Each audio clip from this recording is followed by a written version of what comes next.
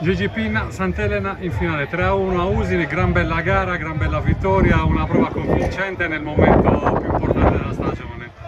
Sì, abbiamo approcciato la partita nel modo giusto, secondo me c'era molta concentrazione, molta consapevolezza dei nostri mezzi, al cospetto di un avversario comunque che aveva fatto un campionato importante, 0 sconfitte interne. Esatto. E voi 0 esterni. Noi 0 esterne, un attacco comunque loro tanto prolifico, però comunque noi eravamo sicuri delle nostre possibilità. Nella partita secca non abbiamo demeritato mai con nessuno quest'anno, quindi direi che il risultato è meritato e ci dà consapevolezza e fiducia per la finale.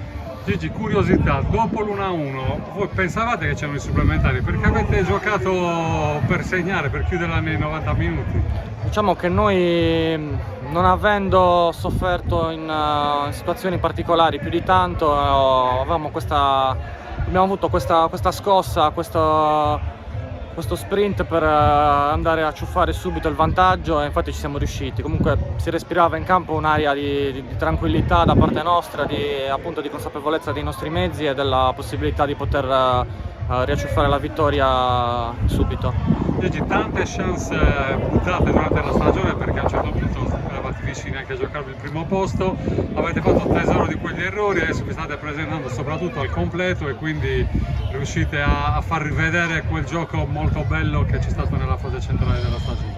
Allora, sicuramente se andiamo a vedere la fase centrale della nostra stagione, a un certo punto avevamo iniziato a assaporare la possibilità di comunque poterci giocare il campionato, il primo posto.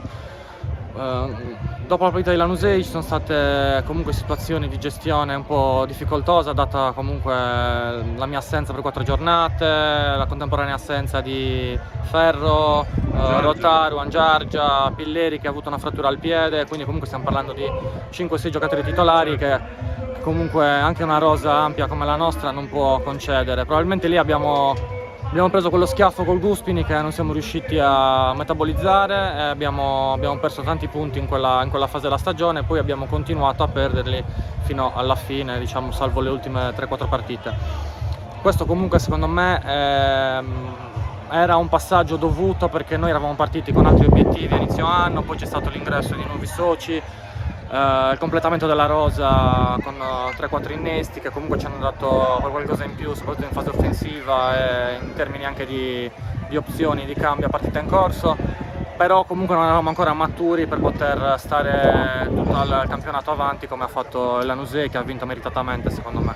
Sta vincendo, anzi ci giunge adesso il finale da Tortolì, Loro e Tortolì incontrate una squadra del vostro girone che conoscete. Che doppia sfida sarà?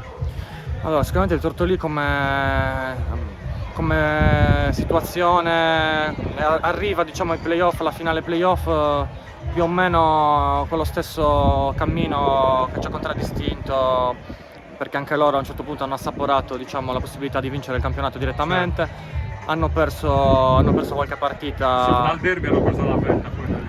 Esatto.